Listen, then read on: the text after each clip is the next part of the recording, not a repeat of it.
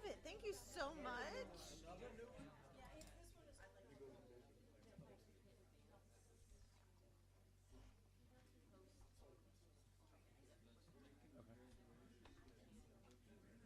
Okay, 7 o'clock. Here, right? Okay.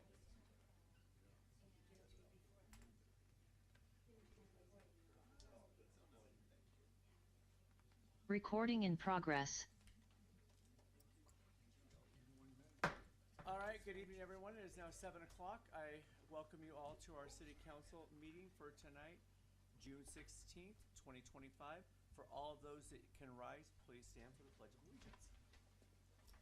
I pledge allegiance To the flag of the United States of America and to the republic for which it stands, one nation, under God, indivisible, with liberty and justice for all. All right, thank you, council members. I ask that everyone has their mics on and at their mouthpiece. And Ms. Hogan, will you take roll call, please? Councilmember Rounds. Aye. Councilmember Burke. Aye. Councilmember Dowdy. Here. Councilmember Hall. Aye. Councilmember Frymark. Aye. Councilmember Houston. Aye. Councilmember Friend. Aye. And with that, we will go into a proclamation that we have for this evening. Hopefully, most everyone knows that Planners Days is this week, and opening ceremonies with the coronation on Thursday night. So with that, whereas over 100 years ago, farmers settled in the Lewis River Valley in the area known as the Woodland Bottoms, growing corn, wheat, other crops, poultry, and livestock. Whereas the Woodland Bottoms lies within the floodplain of the Columbia and Lewis River and was prone to flooding that forced many farmers to have two farms, one in the Woodland Bottoms and another up in the surrounding foothills. The farmers spent many hours traveling from one farm to the other to grow and harvest crops. And whereas there was devastating floods in 1876, 1894, and in 1919, the progressive farmers had finally had enough of the flooding waters, so they developed a levee system. This diking program reclaimed many acres of land and had a marked effect on the local economy. And whereas the dike was completed in January 1921, but on May 30th, the Columbia River broke through the new dike on the north end of the bottoms. And whereas in 1922, the levee was repaired and there was no flooding in the community. The levee also protected the town of Woodland, which relied on the farmers for their prosperity. And whereas E.C. Blue and L.N. Plomden determined there needed to be a Thanksgiving type of celebration to commemorate the dike holding and the forthcoming prosperity of the farmers, and in the spirit of good fellowship, with H.W. Mitchell being in charge, the community businesses gathered together and funded and organized an event. And whereas in searching for a name, Gene Blue suggested Planters Day, because the farmers could plant their crops without fear of flooding. The first Planters Days was held on Friday, June 30th, 1922. The first Planters Day was hailed as the greatest event ever given in Woodland. And whereas in 1925, the Woodland Volunteer Fire Department was formed, and they organized and funded the Planters Day celebration until 1970. But in 1970, the festival grew too large for a single organization to sustain, so the Planters Day Committee was organized. And whereas over the years, Planters Days has included a parade, a street dance, a royal court, fireworks, a children's parade, firefighters muster red ball competition, penny scramble, frog jumping contest, log showing events, motorcycle events, classic car show, bed races, military exhibitions, truck and tractor rodeos, etc. And whereas there is a deep sense of pride in the Woodland community, an immense amount of volunteer time, dedication, and cooperation by many individuals, which has continued this incredible legacy. And whereas 2025 marks the 103rd celebration of Planters Days. Now, therefore, I, Todd Deinhardt, Mayor of the City of Woodland, do hereby proclaim June 19th through 22nd, 2025 as the 103rd celebration of Planters Days in Woodland, Washington. I do by here encourage all residents to join the fellow citizens in recognizing and participating in the special observances that will take place in celebration of 103 years of Woodland Planters Days and remarkable contribution to the state of Washington history. In my witness thereof, I have set my hand and affixed the seal of the City of Woodland this 16th day of June 2025. Any comments, questions about Planters Days? I know that Keith is on here for items not on the agenda, but Keith, do you want to come up and have that conversation now? Sure. Since we're on it? And I would just like to say thank you for your volunteerism for the last few years that you've been the president and taking this initiative. So thank you, Keith. I want to thank you as well for your support, you, the city council members and the businesses and everybody else that joins in the fun. I'm very proud to be involved and be the leader, I guess, sometimes. It's a big undertaking, and this year I'm really have spread out in some of the different things that I've done. I put together the program myself this year. So anyway, we're really excited to do it. I wonder if you have any questions about some of the underpinnings of what we do, or just what's going to happen, anything. So I'm well aware of the items just because I've gone to some of the meetings, try to be involved here. Do you want to touch on things like what time the parade is on Saturday, what time coronation is on Thursday, what time the fire, some of the bigger things that people like to get involved in? Absolutely. Let me grab my list. Okay.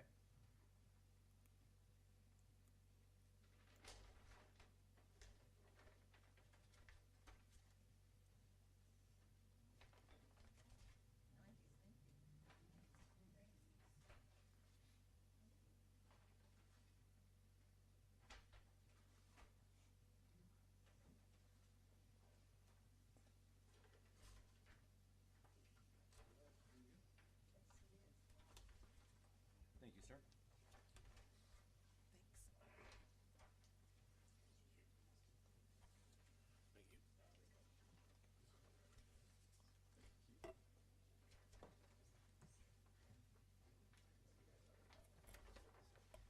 Come and see me afterwards if I didn't get you.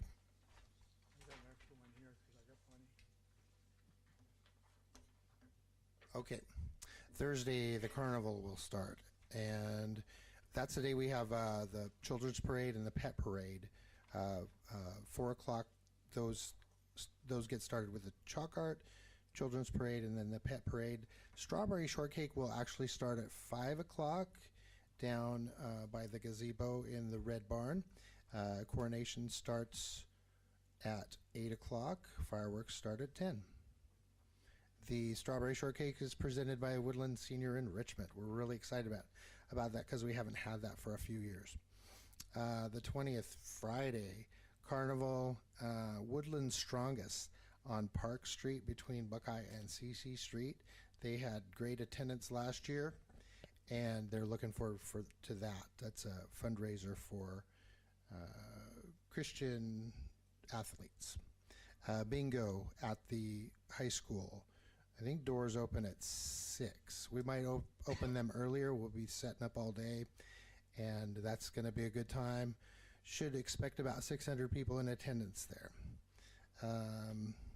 The next day is Saturday.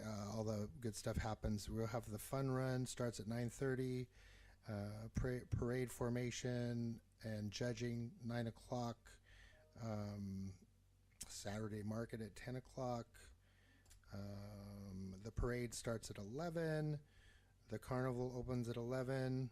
The barbecue starts at noon. The beer garden opens at noon. Military vehicles, 12:30. The live fire sprinkler demonstration. We're really looking forward to that. They'll be set up in the intersection of 2nd and Davidson, and the firefighters are going to demonstrate a fire suppression presentation on some kind of building thing, or a trailer, I guess. Frog jump at 1:30. Penny scramble, fireman's muster, 3 o'clock, 3:30. Bed race is at 4 o'clock. Cruise in at 7, and Sunflower on the main stage at 7. And then Sunday, the 22nd, car show is all day. Let's see. They're going to have a cornhole tournament at the VFW at 2:30. The car show awards will begin at 2:30, and then we'll begin drawing the raffle tickets at 3 o'clock for the grand prize of $5,000. Excellent. I'm looking forward to it. Most definitely. I appreciate all the work that you and the other volunteers put in. So the fun run, is that the parade? They're gonna run They're the going to run the route? parade route, yep, and that's put on by the Woodland Middle School Running Club, Okay. and we're excited Where they about that. gonna start at and where they gonna finish, do you know? Uh, Where the parade actually starts? Yes, and they're then- going to start at Fifth and Okay. Davidson, yeah. Okay. Any other questions from the community? On the Final State Queen coronation, who crowns them? Who crowns them? The last year's queen. Yeah, they're the one that goes behind them with tiara, puts it on them. All right, we'll see you there. Excellent. Any other comments or questions for Planners Days? All right, thank you very much.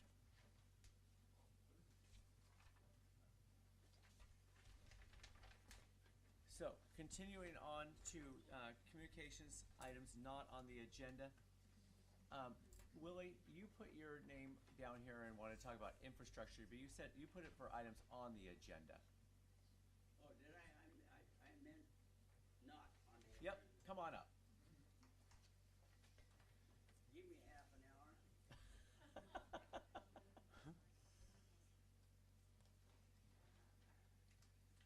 Thank you for letting me have a couple of minutes with you. I talked to JJ out in the parking lot, and he kind of shot down part of what I was going to talk to you about, but I'm going to do it anyway. I'm out of town 7-8 months out of the year, and so I follow things in the register and what information I can get from different people. And I noticed a Ridgefield, I know it's 4 times as big, 4 times as many people, 4 times as much land or whatever, but they're doing a lot of people infrastructure. Small shopping, fully complete shopping area. They built a couple of piers out in the river for elderly or handicapped people to fish. They have a seasonal year-round sports thing for batting cage and stuff for kids. And right now they're looking at bike trails and trails for the people because the growing area needs that. And I noticed in this area we got people popping out of the walls around here as a bedroom community, and if people want to go to someplace, they got one choice for a nice place, and that's up the Lewis River Grill, and otherwise it's leave town.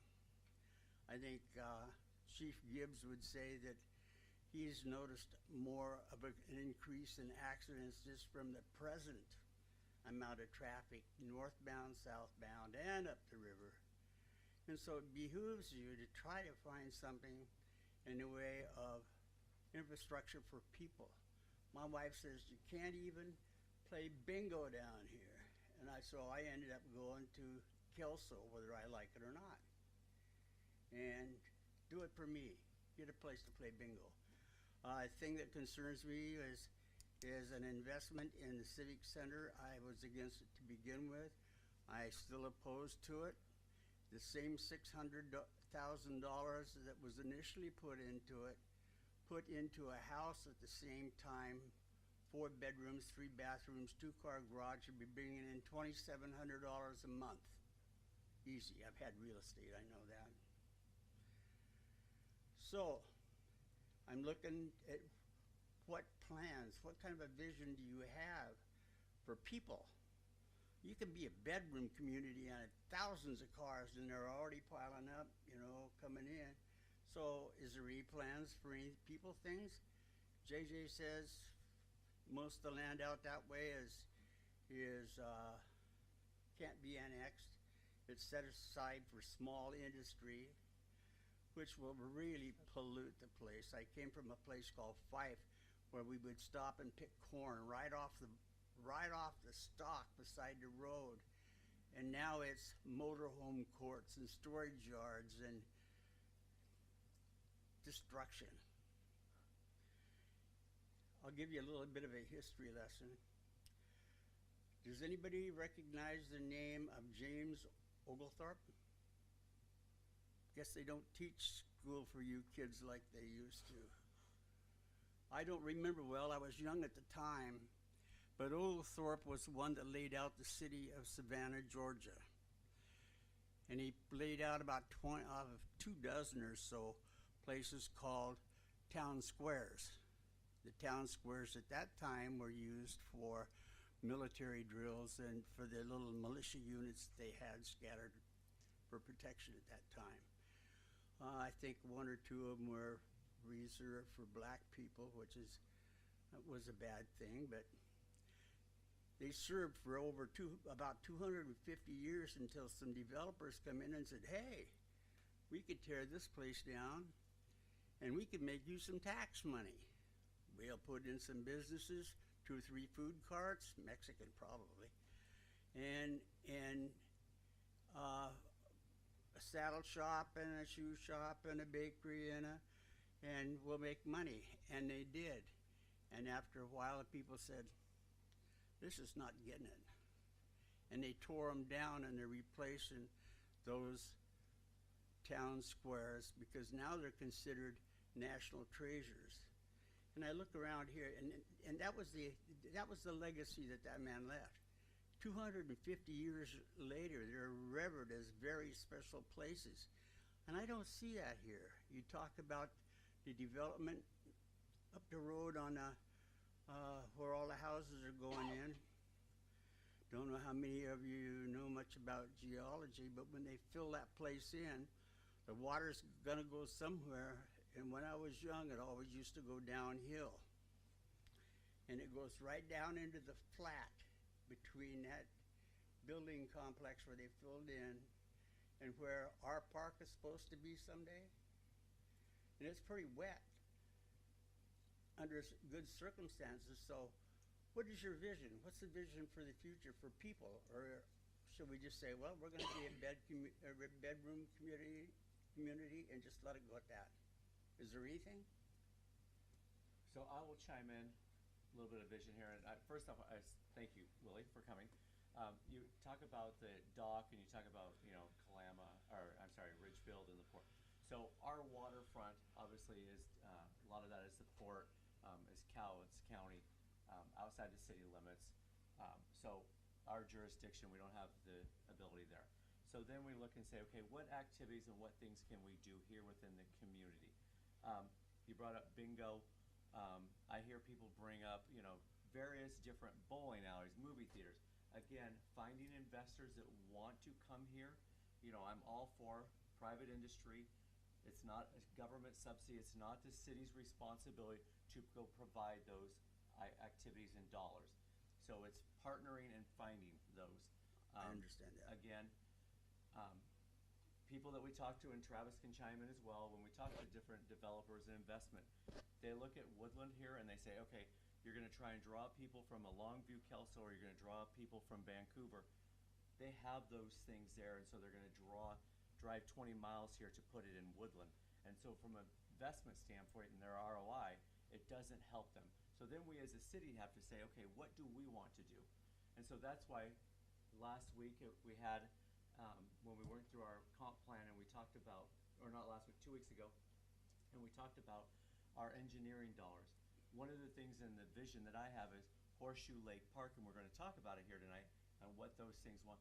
Horseshoe, that's a place for families and children, and how do we make it safer, more vibrant, more available for our community? Again, something that is not going to bankrupt the city here, because again, we're here for a purpose in my mind versus private entity. Does that help you, on that? A little bit, but have you seen how crowded it was the last hot day down there at the lake? And so we'll get into that An old piece. person would have to throw a young one, pitch him into the lake to have room to stand. So here's the deal. We're going to get into this, and and Chief can't see me. One of the things that him and I have talked about, and he made it very clear with his officers, Horseshoe Lake, alcohol is not allowed there. From now on, we see alcohol, you're getting a citation. Remember how you used to, years ago, drive into Lucinda and you would go over Veterans Bridge there at 20 miles an hour, and you knew 20 miles an hour, otherwise you're going to get a ticket. We will be doing that, and that is the direction that we are going with Horseshoe. None of this, hey, warning, or hey, alcohol, you need to move. It's citation, thank you very much. Give it a few weeks, give it a month. People will realize, maybe I don't want to go hang out at Horseshoe anymore if I'm going to drink my alcohol. So that is one way to address that issue there, Willie. Again, if you're going to have ordinances, you're going to have rules there, we need to follow them. Well, I just have observed the shoreline with people, and there's no access for older people currently, you know. And I don't, I should have said when I first got up here, I'm 86 years old. It really don't make a damn to me one way or another. But these people and their kids and their grandkids, you know, a little bit of open space is very important. Like I said, the town squares back in Savannah, Georgia, they're treasures because they're a place for people to get away from the rat race for a while. And I just don't see that being a bedroom community and growing that way all the time where there's that availability. And it's interesting, so a comment this weekend on Saturday that I had with a community member, their concern is it's moving too fast in the city of Woodland in the sense, you know, they like the eastern side of Washington now, where it's 20, 30 miles an hour in their towns, and it's, hey, very small, still small town. So we have a mixture of people who don't want to grow. They don't want Costco here.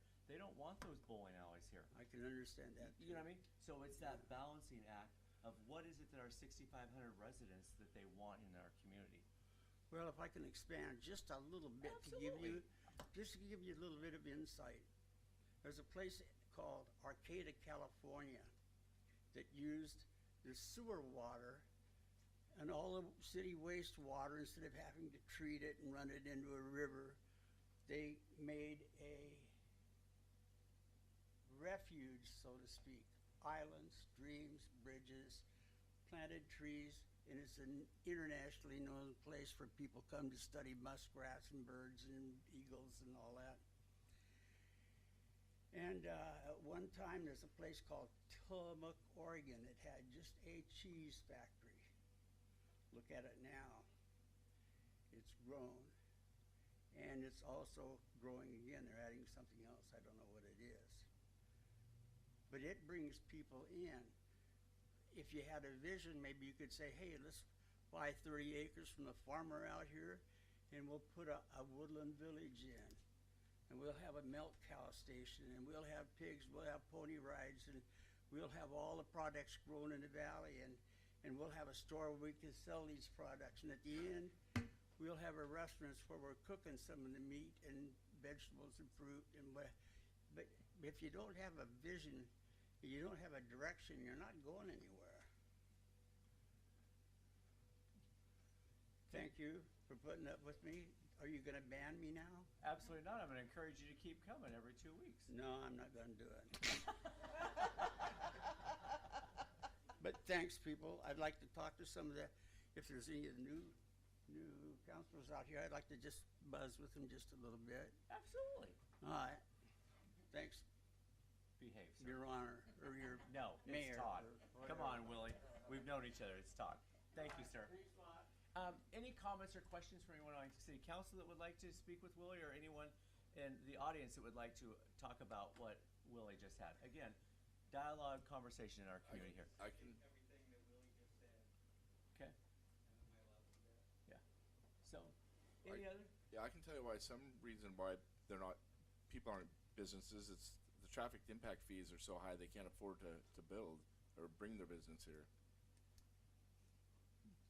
Could I say just one more thing? Absolutely. The previous mayor and I locked horns more than once, but he did a good thing. We're sending out at least 2 months. He had an information sheet saying, remember 8th Street's gonna be out of commission. We're putting in new curbs or maybe a detour. Passage happened that you gotta pick up after your dogs if you're downtown, or something, a little information sheet. Because I see people are saying, there's no transparency. Let people know what's happening, let people know that you're up here. And I take $50 off of that dead, excuse me, the ex-legal counsel that do $200 a month for God knows how long for doing once he said no, once he said I don't know, and once he and Finn were right there and looked through the council book of etiquette for some reason or another, and I don't know if they ever found it or not. But that's a lot of money to go to waste. Better way to waste that money would be say, hey, every other month we're gonna have a door prize, $50. We're gonna drop it, get some people in here. All you guys up here are doing the best damn job you can. You're honored bound to do it. But you're only doing it from your point of view. You're not doing it from these people's point of view that are not here tonight. So Willie, right there, the $50 drawing or whatever, you can't spend government dollars on something like that. All right, you can donate it. He's learned you already. Willie, I donate and give more than my salary every month. So, I mean, I'm just, I know you are. Okay, but then as about the notifications and the street sweeping and those, we do door hangers and we do notifications and things like that. The mass mailing that goes out that we could do in the bill inserts and those things, the cost is prohibitive in the sense you are one of, 2,200 meters here. We found that they are not being used. There's other means and deals. Just like with lock-offs now, we do a callback, an automatic dialing, and people get it rather than us literally going out and putting that paper out there that we're finding around. So we're trying to do other forms of I communication. think the way Finn did it was he just had a one-page printout on Woodland city page or something. Correct. And again, we've met with management and how much time they were spending on writing those and doing those, and it comes down to the efficiency. All right. So, okay? I won't complain anymore. No, you are Willie, I will never say you're complaining. I appreciate the dialogue here. So, I ran meetings and yep. you gotta pull the line. So, all right. Anyone else? Mr. Kogan.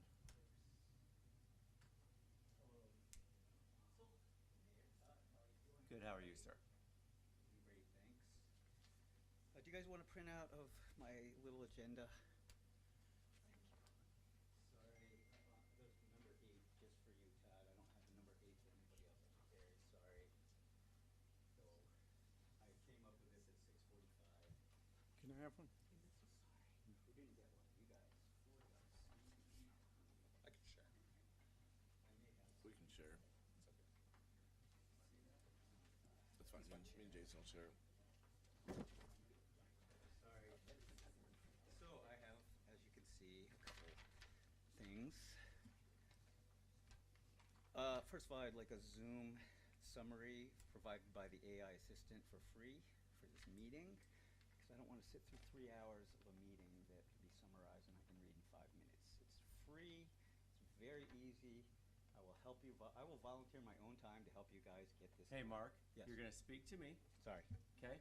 Yep. And Got it. AI assistance. So, Yes. AI. You okay, see that? we're not going to use AI. We have somebody that sits and takes meeting minutes and is See, published them. That's not exactly. cost effective. I just Okay. heard you say that. Okay, continue. Go on to number 2 now, please. Okay, we would, as a citizen, I'd like to know what we're paying you for and why. Is that a fair question? Absolutely. My pay is $550 a month is what I get. What do you do for 550? Whoa. I just need to know. I mean, why do you even get it? Because Willie says we can donate it. He spends all his. So, Sorry, Willie says we can donate your money. as, We can talk about this 9 to 5 if you want to. I don't mean to. so pause not a you. bit at all, Willie. I am happily willing to have this conversation all day long with you, Mark. Sure. Right now? Absolutely. Okay. Well, I have more. So hold on a second. Let me go through what we do for our $550. Got it. All of you do the same. All of you get 550? No, they do not. They get $250 a month.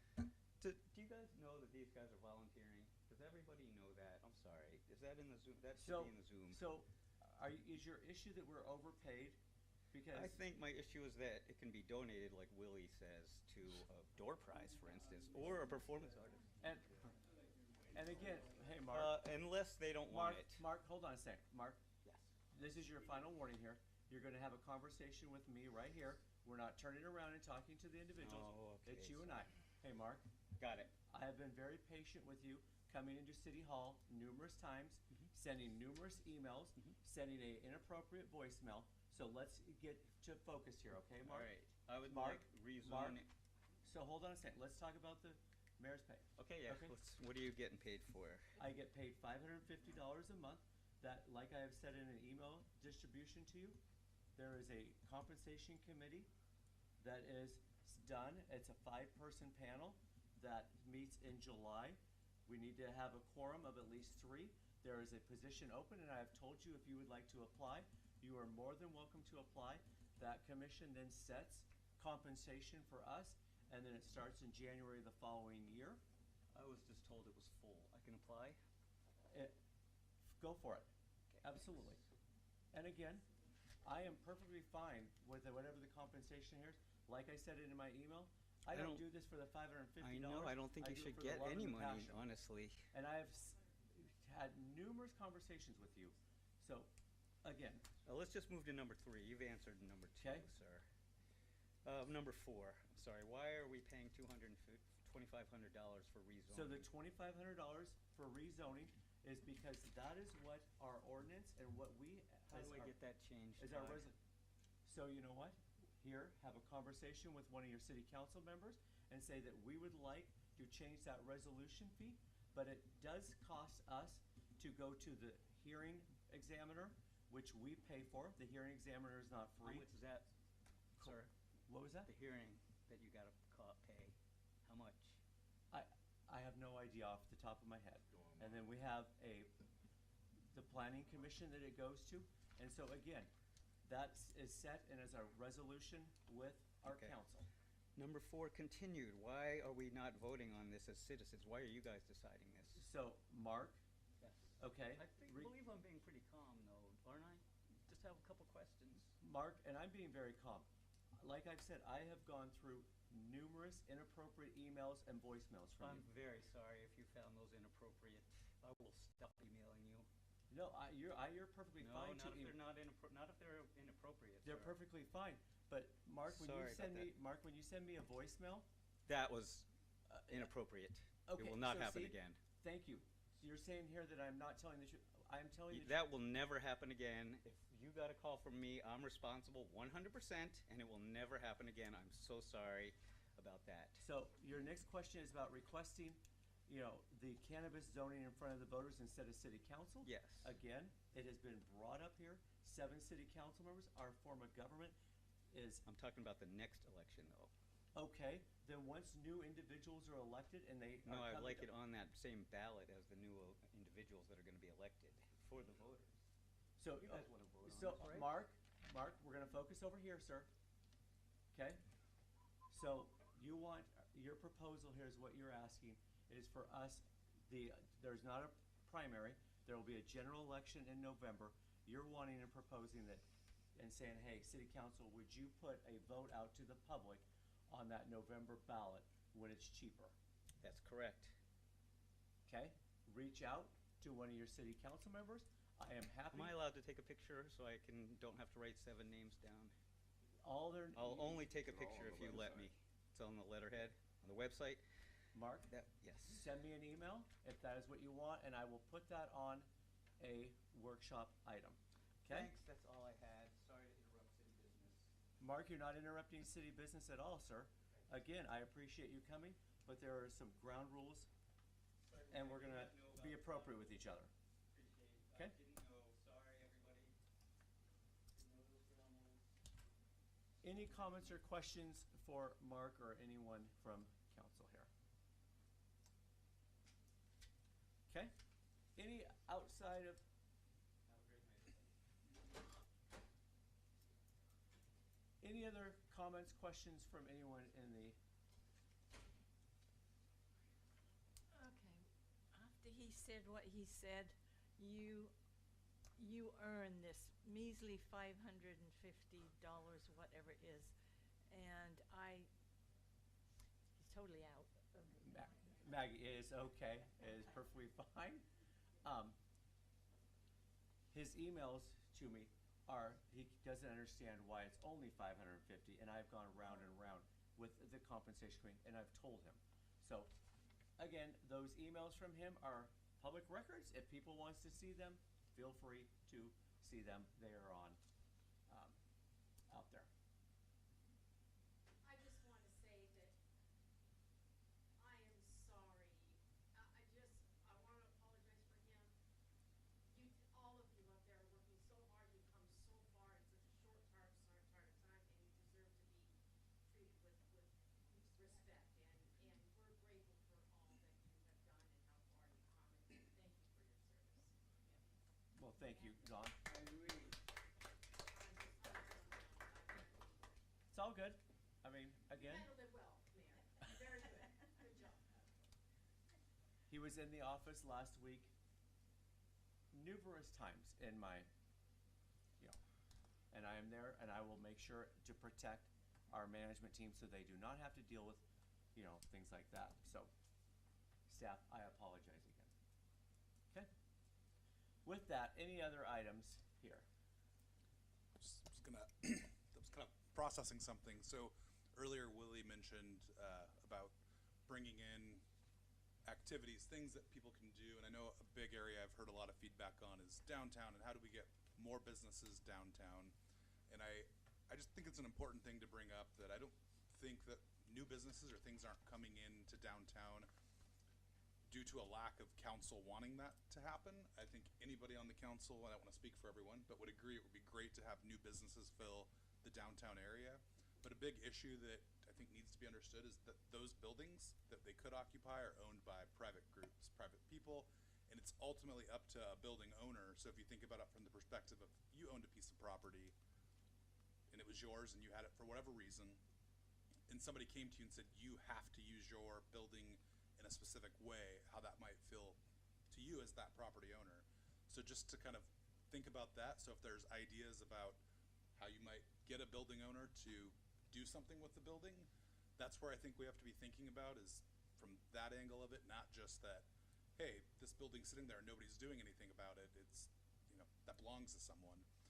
And also kind of I see a lot of people that come to council meetings routinely, and I love that you're here. And then if there's feedback from people that you're hearing, encourage them please to come here, because I do agree it's not up to us as council members, it's up to the citizens, but we have to hear from the citizens to know what citizens want. So just a vital thing, and kind of the conversation tonight made me think about it and felt like I should mention that. Okay. Any comments, questions on that? I appreciate that, Mr. Just a Friend. comment that these people, these councilmen, do as good a job as they can do, but if they do the good a job as they can do, it's based on their preferences, their knowledge. The company I came from worked on a premise of collective synergism, which meant that everybody had an input.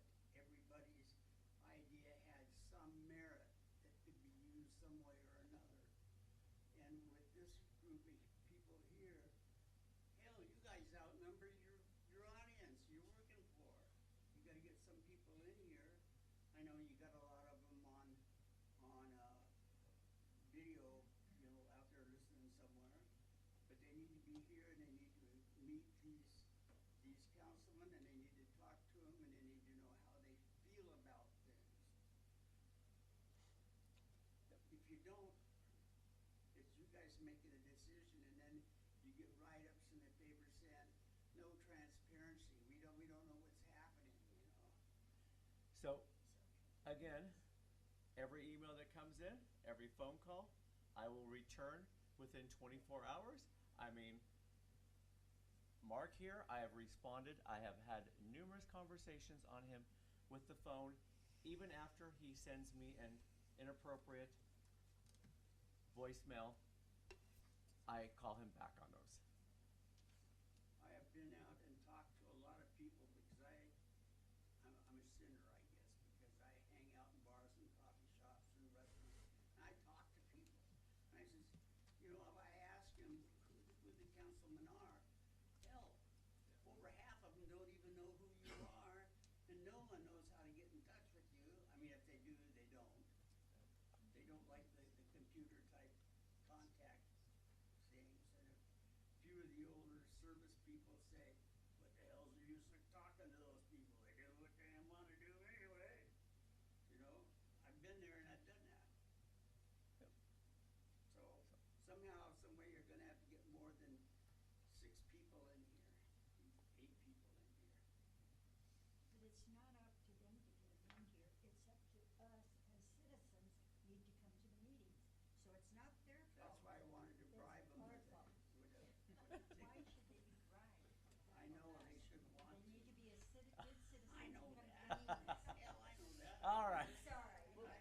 It's all good. This is, we're all community members and, you know, we all have opinions and we just need to be respectful and, you know, appreciate that we come from different views. So, okay, with that, any Make a comments? make a motion to approve the agenda. Second with the, with one thing, I'd like to see the workshop hold since we worked on that 2 years ago, and it was a joke. Okay, so I have a motion to approve the agenda as is. I have a motion to approve the agenda with the exception of removing the workshop. Is that what you're looking for, JJ? Yes, sir.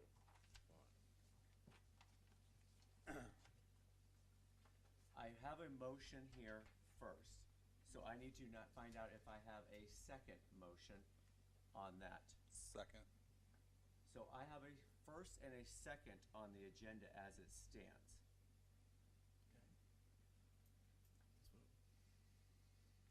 Let's vote. No, that's not. No. You gotta make a motion. I have to make a motion. So we are now going to make a vote on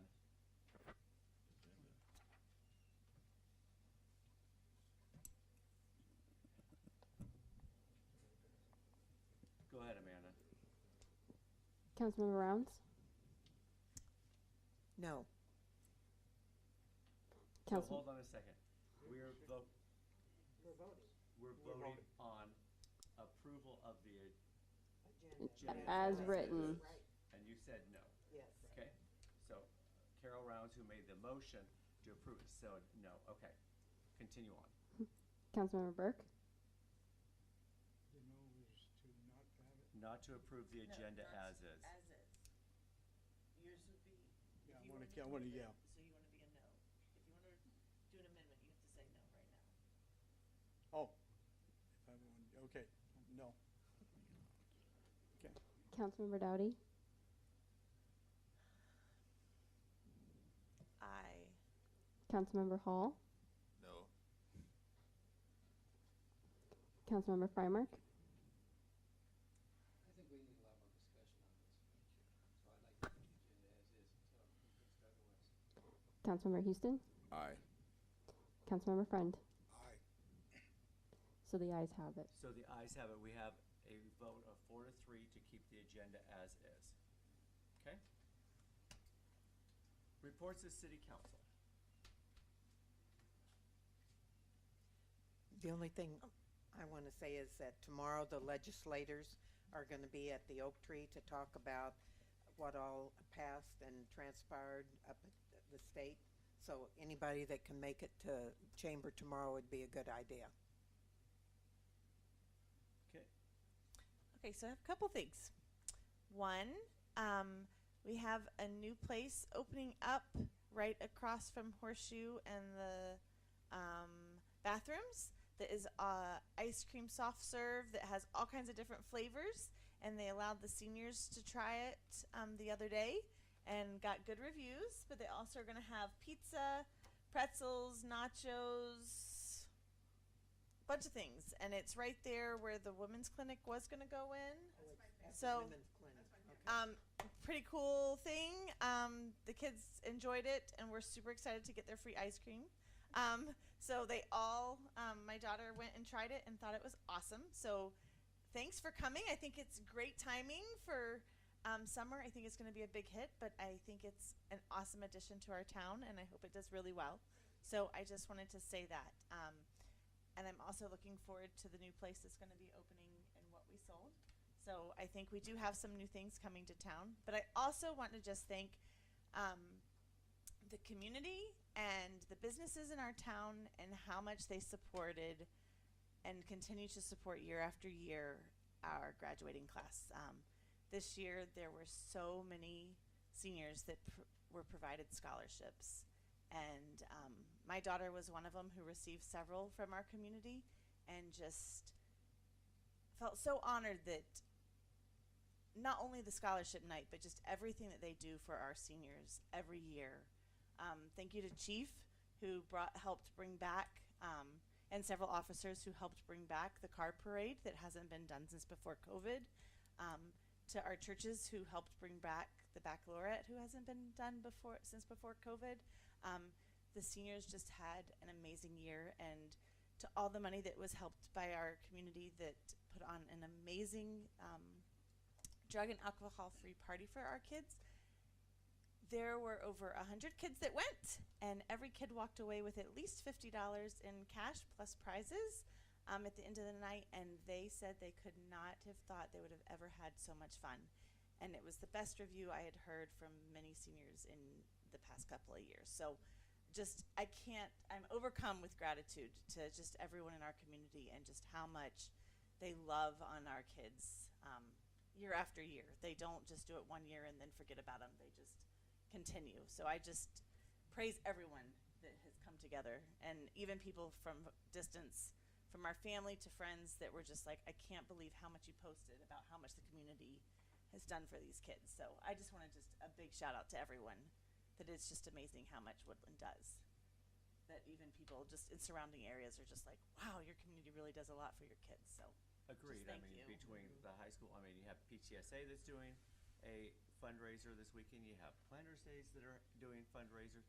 You have the VFW Hall and the Grange. I mean, so yes, absolutely big shout out to our community that does come together to support one another. So agreed. Any other council items? Go ahead, sir. Willie, I'm Doug Frymark, and I think I speak for myself, and I'm pretty sure I speak for just about everybody up here, including the mayor. As your council and mayor, city company, we're here to listen to anybody and everybody. Sometimes crazy ideas, sometimes very good ideas. Can you hear me okay? Talk louder. Talk louder. There you go. There we Right go. there. It's on there. You just got, yep. Hold it up about 2 inches. Yeah, okay. Anyway, speaking for myself primarily, but I believe you'll find very little disagreement among my peers up here, is that if you have ideas or questions or things you'd like to see on the agenda, all you have to do is call one of us up. Any one of us can put something on the agenda at any time. We're here to listen to you. Nobody up here knows everything about the city, good, bad, or otherwise on it. And we need to be we need to represent what you believe in the long run. We can't have an opinion that's universally accepted, because there's always going to be people that say, yes, I like that, or no, I don't like that. But we're up here to listen to you. I'm available just about any time that's mutually convenient. Our contact information is on the website, and you should be talking to us. We're the guys, ladies, that you should come to and say, I have a question, or I'd have a suggestion that we want to do this, that, and the otherwise, or can you find out about this for me? That's what we're here for. We need to listen to you as often as we possibly can and make our decisions based on that. And, taking in mind to our personal history, I'm 78 years old now, so that's about 3 times around the block, I think. Sometimes they're good blocks, and sometimes they're bad blocks. But you know what I'm saying, Willie. You need to talk to us. And you can come up here and speak to all of us at any one time, too. But you can do that individually at any time. Our contact information is on the website, and I invite you to try that. Anybody or everybody at any time. I talk to them on Facebook all the time. Willie. So, Yeah, I talk to you on Facebook all the time. I guess I can't see who you are. It's Abe. Gabe. Oh, yeah, okay. Yeah, I do. so, all right. Any other comments from council? Keith, come on up for Woodland Chamber. Well, you heard it from Carol first. Tomorrow we're going to have the legislators at the Oak Tree at noon. So everybody's invited to come on down and ask them all kinds of questions. We'll look forward to that. It'll be a good time. The Chamber had 2 new members for May. New memberships will be 50% off for the remainder of the year, starting June 23rd. We are changing from a weekly meeting to a monthly meeting. So Chamber's only going to meet once a month now for luncheons. We're going to look forward to having like a weekly coffee clutch thing, and continue having a monthly after hours. So next month's will be the 8th, I believe it is. And so tomorrow, legislative wrap-up. Saturday, June the 21st, the Chamber will have the beer garden at Planners Days. We're looking forward to that. And I'll be your entertainment. I'll be your disc jockey, and I'll get out my guitar and play some songs and sing. And that'll be good. I think we have some axe throwing going on there. Not actual axes, but false axes. Woodland Library's having their sale too, so don't miss that. Thursday the 24th, the Woodland Library is going to have the after hours of July 24th. August the 14th is the Chamber Golf Tournament, and we're still looking for more teams and sponsors for that. The Visitor Center welcomed 219 visitors in the month of May. All of the summertime destinations are open, but the roads, Forest Roads 81 and 83 out of Cougar, they have construction on them, and it's kind of, well, we're going to figure out if we can get day-by-day updates on that.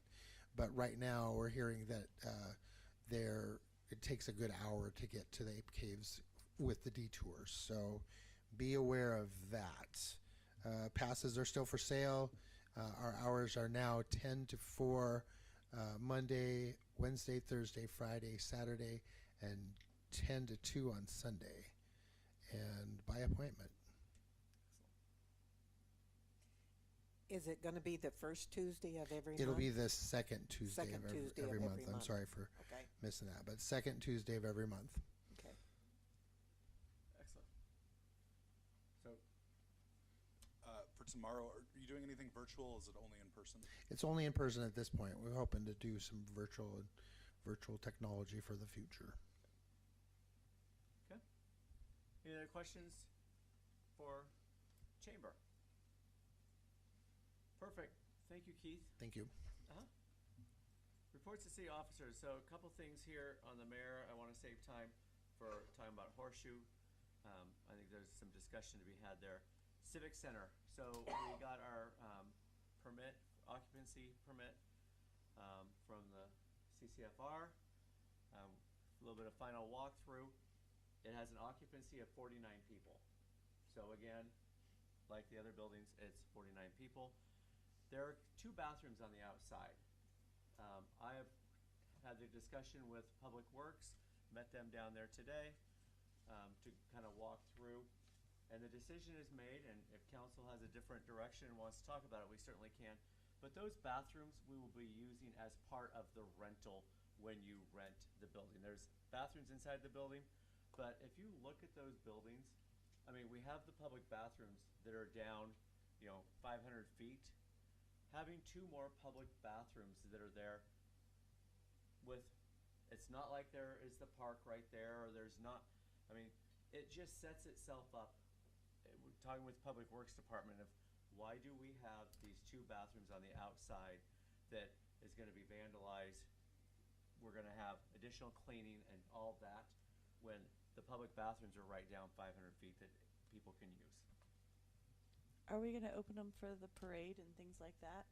The bathrooms there? Yes. We can certainly open the bathrooms for the I think for Planners Day, when all those activities are going on, it'd be nice to have some extra bathrooms throughout the whole spread of town. I thought the original content of why we had those 2 bathrooms on the outside was because of COG and the trailhead, or People walking the lake. the walking, yes. So original whole vision here was that it would be a visitor center, and so that's why there is an office that sits in there. So again, it's like, what is this office going to do in the back corner? The 625 square feet. And so if you have a visitor center where you have people in there and you have activity, but just to have a vacant building, and then all of a sudden you have public bathrooms on that back side of the building. I mean, it'd be one thing if our bathrooms at the, down at the park were full and, it was just constant usage, and where, people were waiting out the door and in line for it. So listening to, you know, a couple of the individuals that work on Public Works today, listening to Riley, I'm like, hey, I understand what you're saying, but agree when it comes to the parade and things like that, keeping it open. But during the day, you know, and if somebody's renting that facility out, and are you going to want all of a sudden people coming and using those public bathrooms and then all of a sudden making their way in the front door thinking, hey, I mean, it's conversation here. I'm happy to have that with everybody, but you know, what makes the most sense? Well, they're not really public bathrooms if they're never open. Well, if you leave them open during the day from, you know, that's what I'm saying. And so if somebody's renting that facility, then you have, you know, people using those public bathrooms. So the only time they're gonna be open is if someone is renting the building, other than Planners Day or something? Or an event that's going on in town. Correct. I welcome you all to go down, check this building out, check out, you know, the bathrooms situation.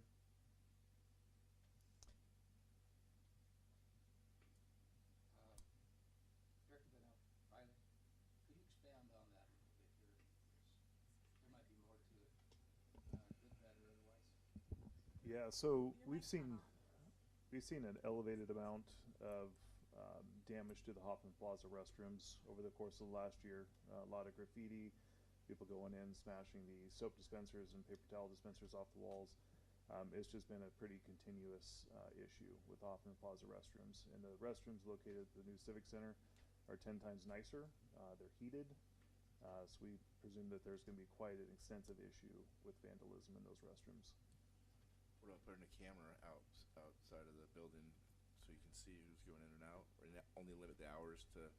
Yeah, so same thing with the Hoffman Plaza restrooms. We do have cameras outdoors there that we can see people coming in and out.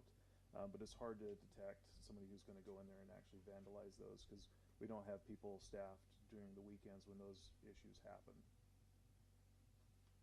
And again, you don't know when the vandalism has happened in there. It's at some point during the day, for example, on a Saturday, and there could be 30 people that use it. How would we know which of the 30 people? Check them all. So, is it possible to have codes on those doors that, like the visitor center that's across the way, could, if the visitor had come in and said, hey, are there bathrooms I could use, that we give them a visitor code?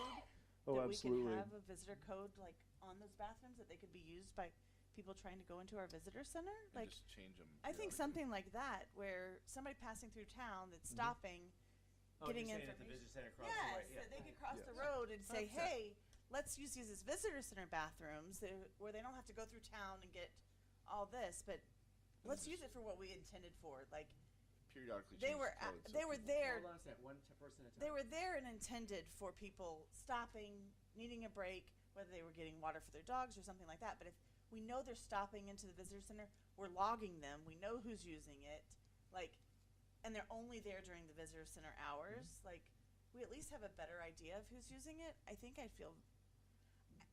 like to know they're being used for their intended purpose. So if we know that there's at least a way to track who's using them, I'd feel better if we were using them more than just for rentals. Would you give the code to the information center personnel and let them give it out if they needed to? Because if somebody's coming with like 2 small kids and needs somewhere to change a diaper or whatever, I would feel more comfortable going there than trying to go to a McDonald's restroom. Like, especially knowing they're heated and everything else. Like, let's use them for what they're intended for. Yes, absolutely. So the door locks that were installed on the Civic Center, or will be soon to be installed on the Civic Center restrooms, they are programmable. So you can do like a certain time throughout the day that they're open, or you can do a one-time code, or that we can set up. I mean, I would really like that we would do something like that, so that at least our visitor center had a code that they could give out to visitors that need a restroom. We're just our main fear is the vandalism that we've Right, been seeing but I over the think if course we're of last giving year. it to visitors, like, they're not coming with a can of spray paint to go vandalize bathrooms. They're actually stopping to go use our area. Word will get out. Yeah. People are gonna know, hey, this building is visitor, you can get it. Which has happened, I mean, at the other visit, 100%, I agree And with if we see that happens, then we can revisit it. But I think originally, like, So originally, again, if you look at the vision with the trail, this was going to be a visitor center. It was going to be staffed full-time, we were gonna have people in there. Again, you know, the community here, we offered it to the chamber for $1,000, again, Absolutely. to recover our costs, you know, on a monthly basis, Absolutely. so. But, I mean, I would like to bring that in front of council Yeah, and I would offer too. to have that as an option to use Yeah. those restrooms. I would We don't have to bring it back to council, we'll just, you know, while you go, here you go. That's why, So- again, Yeah. I'm trying, you know, when, you know, transparent, as we make decisions and do things, that's why I'm saying, here's what we're doing, and have a discussion. You guys want it that way?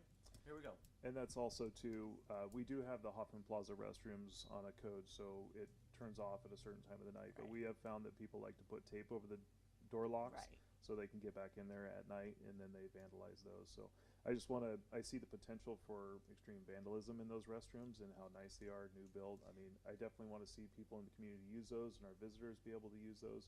And it's up to the direction from council. If we wanna have those open during the day, then Well, and that's I the don't even direction. think I want them open. Like, I think strictly you gotta get a code, and it changes, I mean, even if we change it weekly. So hold on a second.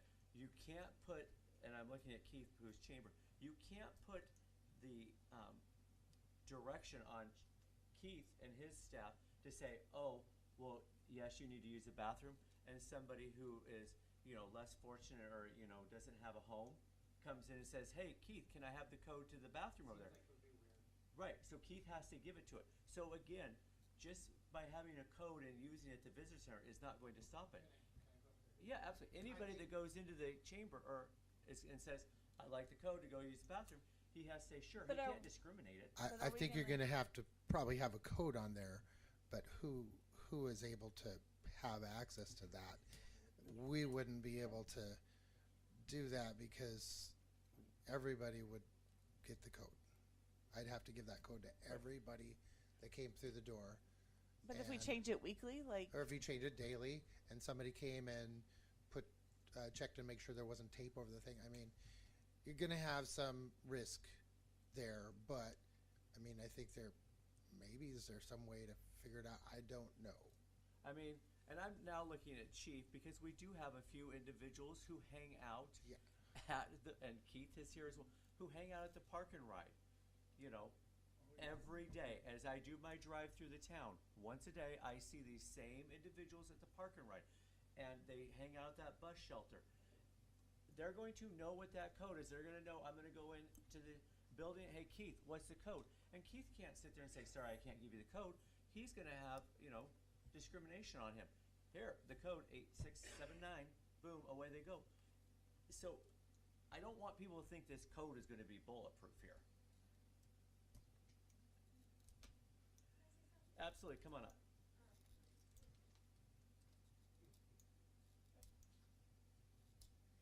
Rick just refreshed my memory. Thanks, Rick. Up in Castle Rock, they were having the same issue, and you know they've got the restrooms on both sides there, and so what they did is a timer, and so it's only open from like 10 to 4 or something like that. And it might be worth talking to Castle Rock to see how this timer has helped them, because they were having a lot of problems with vandalism as well. And Don, that's what Riley was just saying. Our restrooms down at the plaza are on a timer, but they tape the door so at 8 o'clock, 9 o'clock, when the timer goes off, it doesn't lock and they can go in there. And so we find people have been having sex in there. Yeah. We find Oof.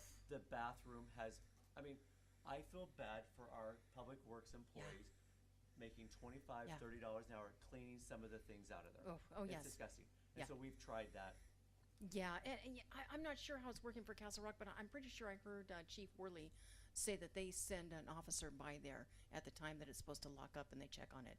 But you know, your issues may be completely different, but maybe it's worth talking to them to see how it's worked and what they do. Just an idea. Oh, I agree. But those are the things that we've been using down at the other. You had something to say, right? No, I would just, and if any council member would like to come by and take a look at those restrooms, or anybody in the community, for that matter, they're very nice restrooms. They look like they belong in an office building, not compared to what we have at Hoffman Plaza. It would be very expensive for the city to replace the countertops, the bathroom stalls, in that restroom compared to Hoffman Plaza. Chief, is that something that if we did have them on a timer that one of your officers could check to make sure that there was no tape on the door or? Yeah, they are currently checking them at 10 o'clock when they're supposed to be locking. It doesn't mean they're always doing it. Sometimes, like, I don't want you to tell everybody in the community, but after 9 o'clock tonight, there's only one guy working for the whole city. That's just the staffing that we're dealing with at times. So they do check them, but again, it gets missed sometimes. It would be nice if we had a attendant that could sit out there and check everybody as they come and go, but we're never going to eliminate all of it. But I do like have the same hours as the visitor center, so at least they know that there's a presence. Like, if the visitor center's closed on Tuesday, then it's closed on Tuesday. Like, I mean, just have something that it's kind of regulated during the same times that. So again, Keith from his building I do understand cannot that. see anything No, that I goes still on where those bathrooms are I still at. understand that, but at least they know, like, okay, they're only open certain hours, and that we can still. It's not dark time. It's not. Our friends who hang out at the park and ride, and Keith, you have to deal with them. Chief, your individuals, officers have to deal with them. They are going to know those bathrooms are open the same time as the visitor center. Boop! And we're going to find needles in there. We're going to find, all of that in there. And if that is what we want to do, I'm okay with that. I'm just saying the direction and hearing from the individuals who have been cleaning the other bathroom for years and have seen it for a couple years. I mean, when I met them today, they all were like, wow, Todd, you've been talking about this civic center. And I'm like, yeah. And they're like, okay, this is not what we thought was being built here. And I'm like, thank you. And that's when they were like, this is not going to work. And I'm like, I will discuss it at council tonight. Mr. Mayor. Yeah, go ahead. Chief, I take it you're in agreement with Director Bunnell. I didn't hear what you said, Doug. Sorry. I take it you're in agreement with Director Bunnell. I mean, And yes. What I would say is that 100%, you guys are in agreement. Oh yeah, I think Riley and I agree on most all the things that we're trying to do with the city. We're on the same page. Yeah. Okay, well, from my viewpoint, in the lack of other contrary information that would have to be substantial, me as a councilman would listen to you guys first and foremost and have real strong reason to ever question that, and I don't have that. So my vote would be to listen to you. You're our public employees here, and that if we can't trust what you say to us and your advice to us, then we're not doing our jobs, I think. So I would fully support your opinion. I will go over there and look for myself just to make sure, but I'm confident I would tend to agree with you from what I've heard so far. So thank you for your opinions. You've solidified my opinion on it for the time being. And I think we have to be open to it as things change, but I hear what you're saying. I've seen that exact same problem. And we don't want to go down that route, really. We don't want to invite that environmental stuff to our place with the people that go along with it. Yeah. So here's the deal. Close the bathroom like we talked about. Open it up for Planners Day. Council members, walk down there, go check it out, look at the surroundings, see how it is. And the next city council meeting after, on the July one, Riley, report back what you found and how the bathrooms were on after being open for Planners Days for 2 days. Yes, absolutely. I would just add, if I was going to redo the bathroom situation, it would be a Hoffman Plaza style restroom. It would be all concrete. It would be easy to clean, easy to maintain, very minimal. When you start adding the extras in there, make it a little bit more plush, that's when you really start looking at some expensive restoration costs for when people do destroy it. So we're talking about nice side walls, nice ceiling, nice floors. It's a whole different ballgame when you try to maintain something like that. It gets very expensive very fast. Ms. Butler.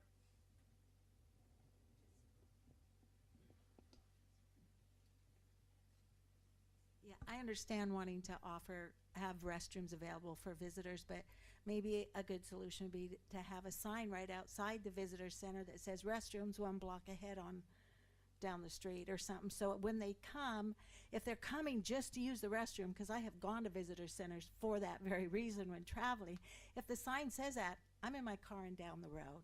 And so that might be a solution.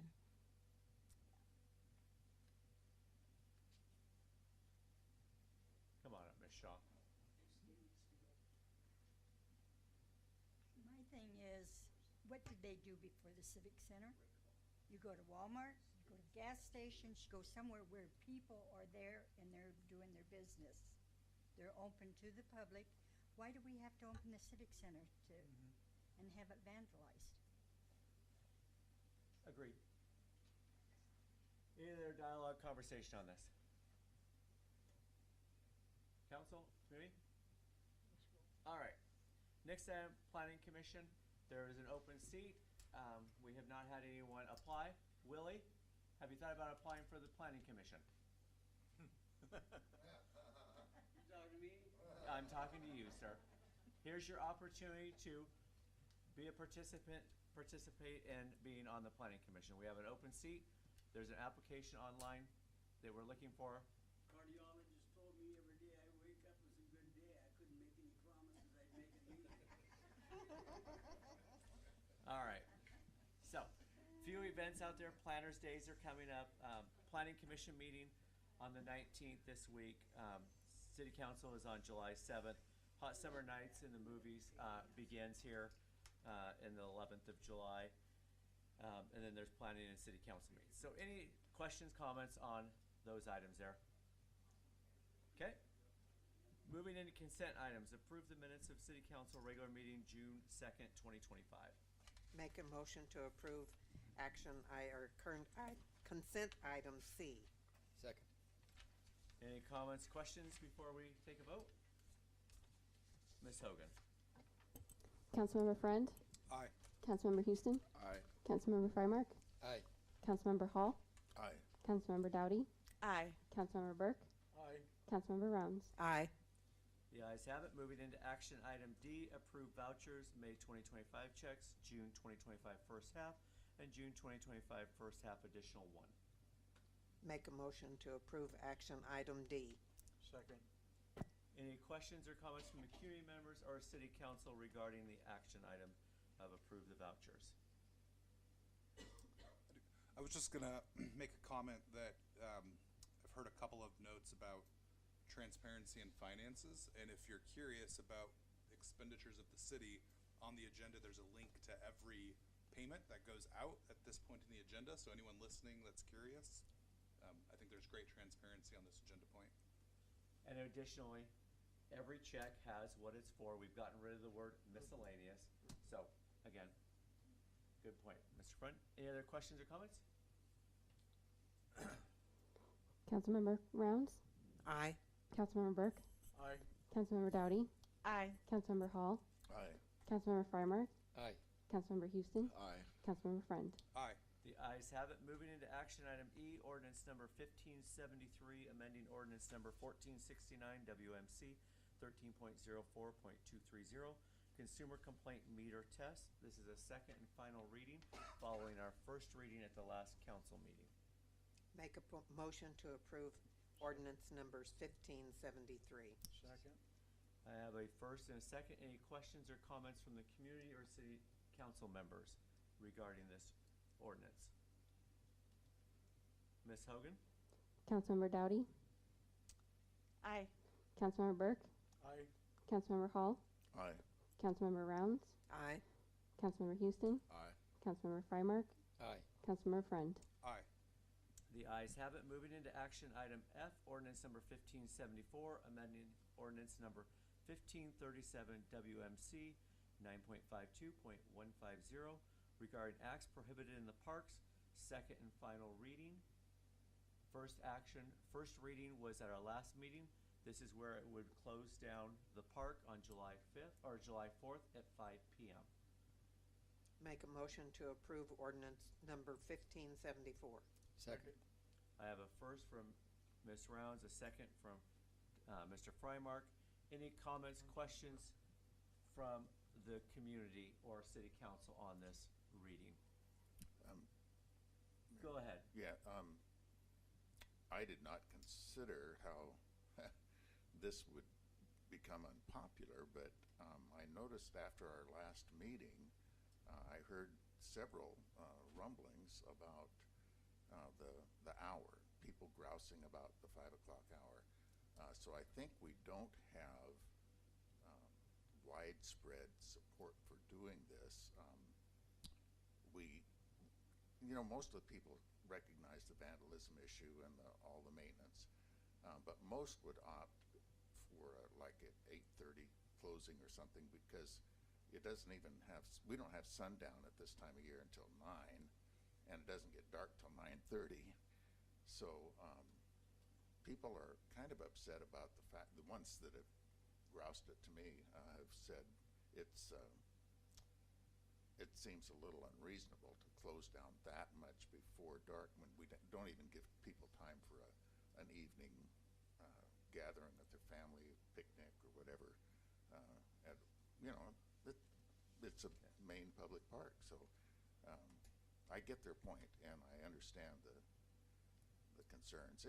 I don't think it's a great big deal, but I've heard the rumblings, and so I'm just bringing it up. Maybe we should be a little bit, maybe we should compromise a little bit on the time and move it back a little later.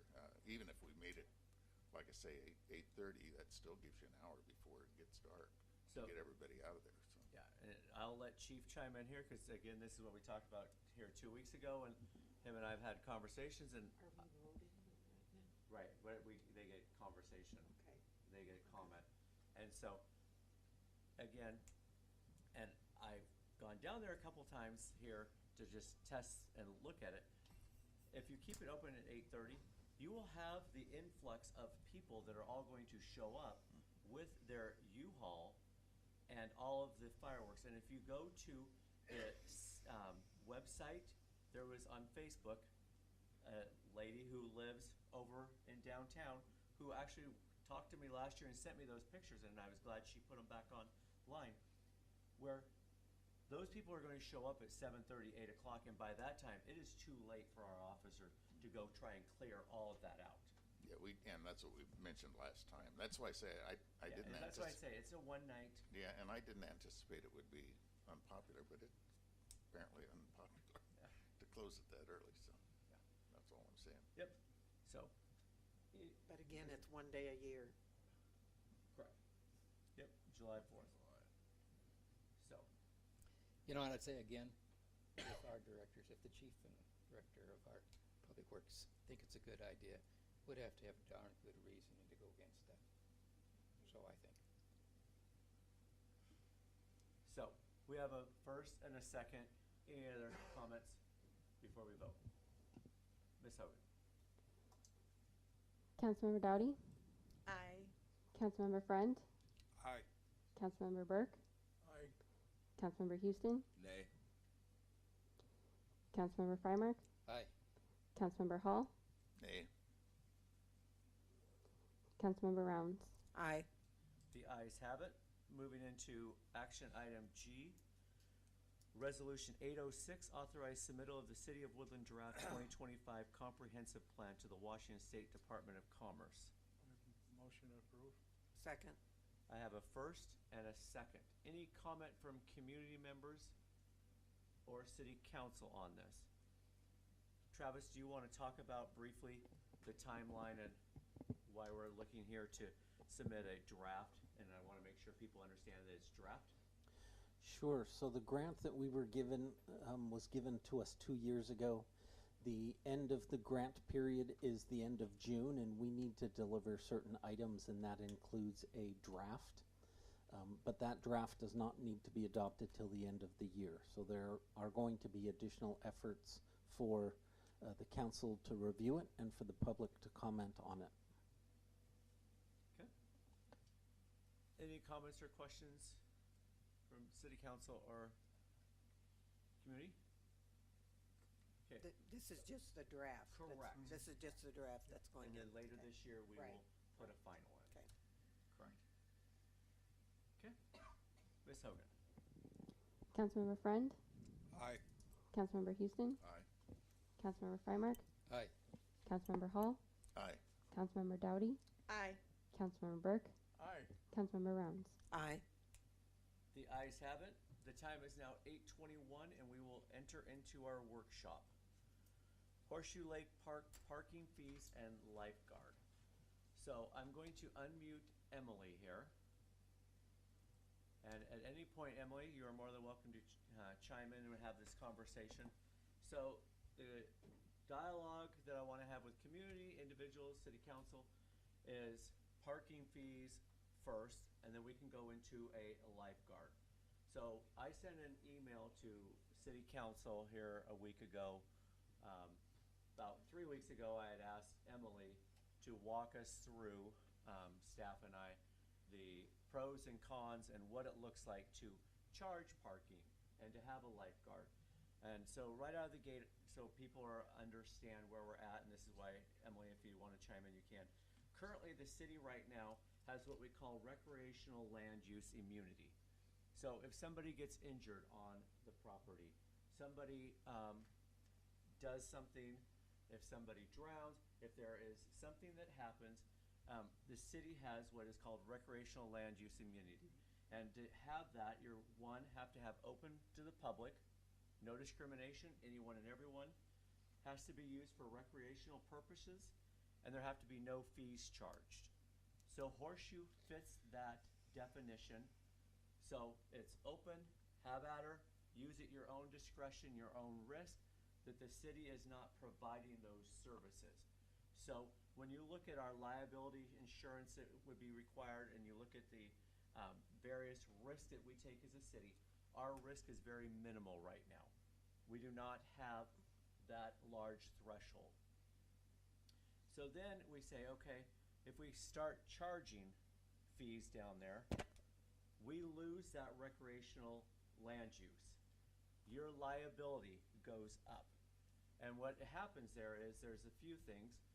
Is one, we would have to carry liability insurance, which we would have to work with our current insurance carrier to find out if they fully would. In preliminary discussions, it would be a minimum of $10,000 additional insurance to have. Again, depending on what type of threshold, if we want, $500,000 to $5 million, where do we want on that insurance piece? The second piece here that comes along is the improvements. Right now, it's have at her, here's the park. So if you go down towards the boat launch, you can see there are tree roots that are growing into the boat launch area. You can see along the rope where there's parking, there's gravel there, and then there's a kind of an upheaval to the asphalt. It's not level. We would have to bring gravel in there because, again, if somebody trips on that, we're responsible. And so once you start charging, you're mandated and required to repair those types of deals, whereas now it's not there. So large estimate, is working with Riley, what would that cost? A bare minimum, we would be pay out around $10,000 a year just to get things right now to that level, but each year thereafter we would be continuing to pay that. So you're going to be, those two items at a minimum $20,000 to $25,000 upwards, depending on what we find out from our insurance carrier. So those are the things that I want people to think about here from a city, and what do we want to do from a risk perspective. And I will, again, let anyone have conversations. So as I go through my thought process here for people, and again, my email was not to tell you one way or the other, it was just to lay out some facts and some groundwork to think about this here, is the other piece. When you look at grants, and if we want to put in the parking area down there, put some lights, put a new bathroom at the other end to increase the safety and that piece there, those grants would come through from RCO grants or from CDBG grants. And if you look at those grants, you're not eligible for those grants if you charge fees in your park. So a lot of those grants would come right off of the table where we would no longer be eligible for those. Again? Don't we already charge fees for the park?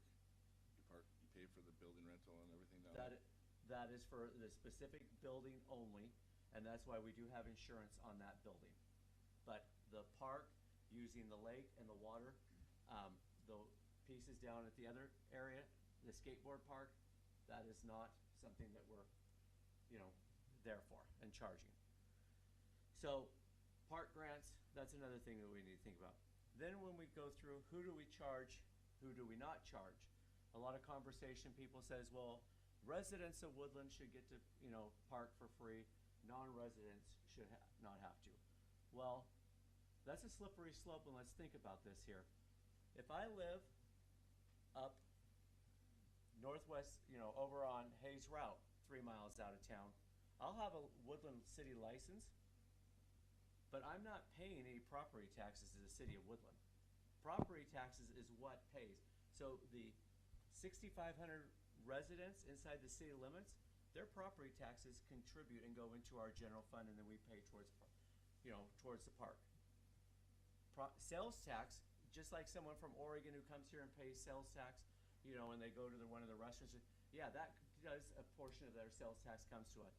But property taxes, so then when we say, oh, well, anyone who lives inside, has a Woodland address, well, why does somebody in La Center get charged to use the park, but somebody who has Woodland on it but is not paying? So they're paying zero to us, but they're still, one is going to, one is not.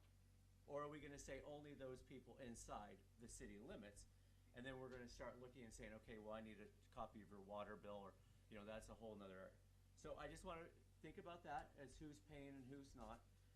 Just because you have Woodland on there doesn't mean you're paying towards the park. When you look at fees and we say, well, let's charge, if you look at this map here, the red line is where the city of Woodland owns. That Woodland Community Swimming Pool, again, is nothing to do with the city, never has, never will be. That is private property. So when people are out there parking now, and they're parking, double parking, triple parking, a lot of those people are not parking on the city of Woodland property. They're parking on the swimming pool property. So if we charge fees, we're going to be just a pass-through. Hey, thank you for here.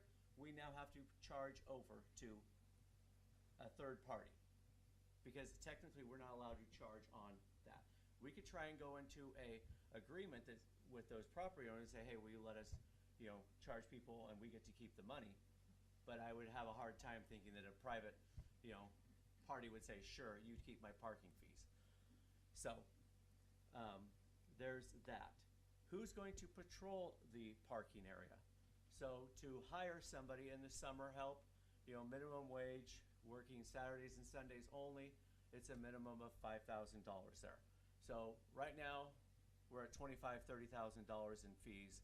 So hopefully we would collect $25,000, $30,000 in $5 fees, because we got to pay for additional property or additional liability insurance.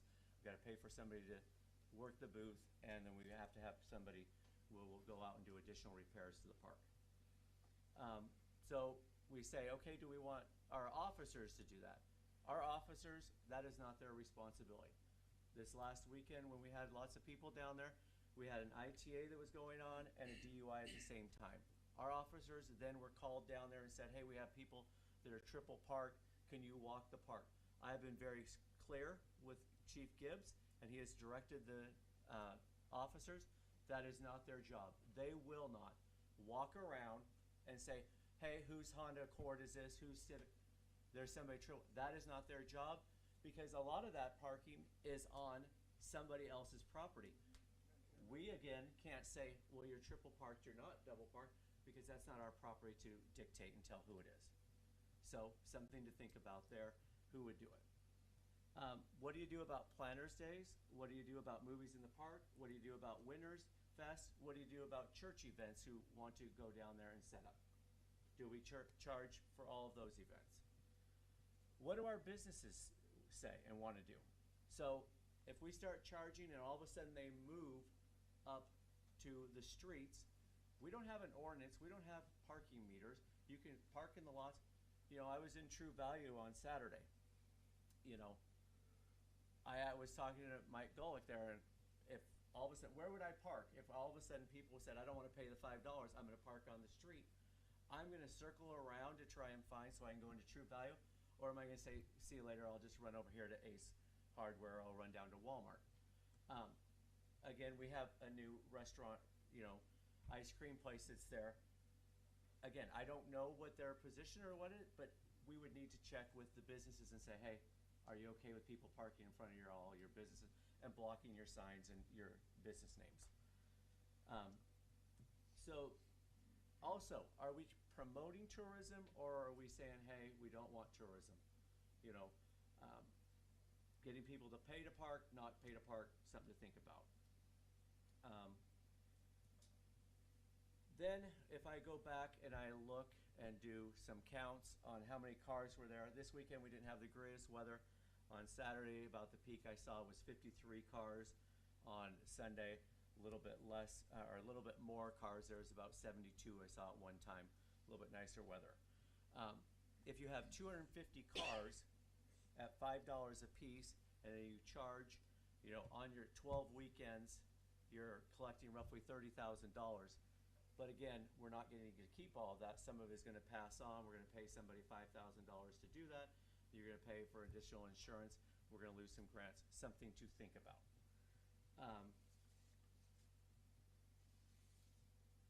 Those are the things that I had in my mind.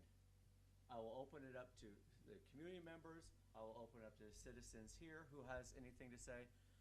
Anything, first off, Emily, that I've missed or should be throwing out there about the immunity? No, I think you covered kind of the overarching piece of it, really intended to encourage the use of natural resources in the area. So I can answer more specific questions or go into some of the nuances if anyone has that, but I think you got the good broad brush. Okay. Can't you still have sovereign immunity if you have a charge fee? Emily, did you hear that? Can we use sovereign immunity?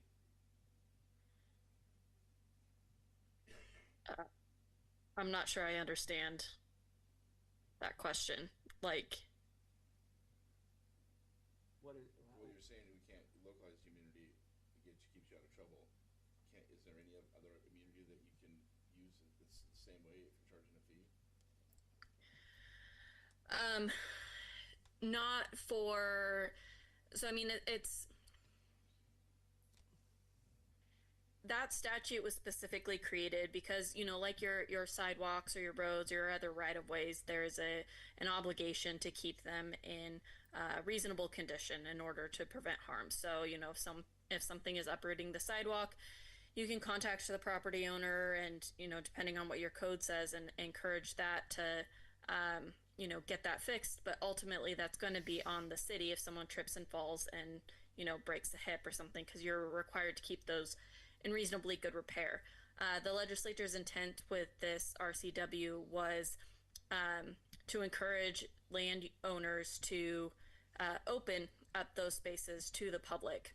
But because that there is such high risk of, especially in our area with lots of trees, lots of water features, those kinds of things, if they're natural resources, there's a lot of inherent risk, not only just for a normal user, but if you start thinking about special users such as young children who do not have a lot of wherewithal on, you know, that water is dangerous, it heightens that level. So the legislature specifically enacted this statute so that landowners, not just government entities, but private landowners also, would allow their lands to be open for recreational purposes, so that we had that option in the state. So generally, if you own something, you have a duty to treat it with reasonable care, or you could be held liable for it.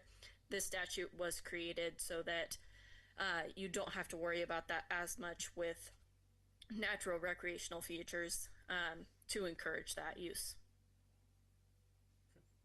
Ms. Dowdy. I really appreciate how much research you brought to us about all the different issues that have been brought up.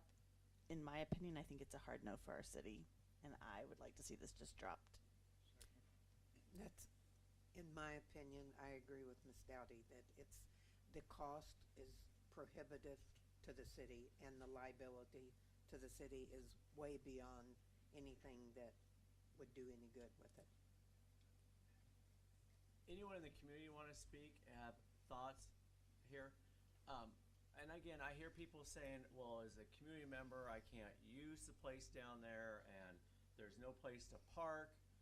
Again, the parking area we're trying to address going for grants, trying to get it so things are striped, and making it so that you'll have those bathrooms, you'll have it as available for community members. And to get rid of, you know, and again, we say, well, it's crowded, how do we? I think the first step is with our officers. And, you know, when you see alcohol or you see, you know, some of that use that's going on down there, again, I enjoy my alcohol. I'm first to admit it. Don't be laughing at me, Miss Smith. Again, it's not the place to use it. It's not legal. The officers have, hey, there's a different direction now, and that direction is citation. I'm tired of, you know, oh, sir, can you move along? You know, sorry, it's not. Here you go. Here's your citation. We look forward to you being in court here in, you know, however many days. I think we need to try that approach, and again, people will move, you know, that direction. I don't know. That is my thought here as I go through all these pros and cons.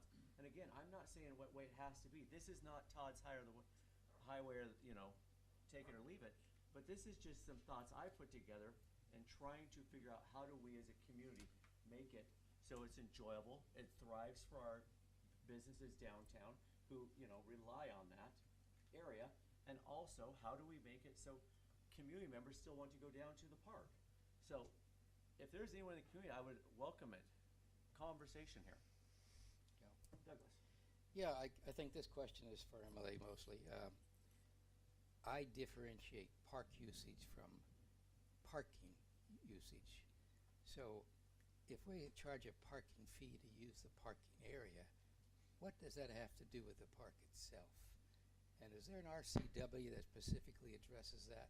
Because I don't see how we could have any liability for the park or activities going on there for just charging a parking fee. Your car can park here. That's it. That's all they're temporarily renting is a space to put their car.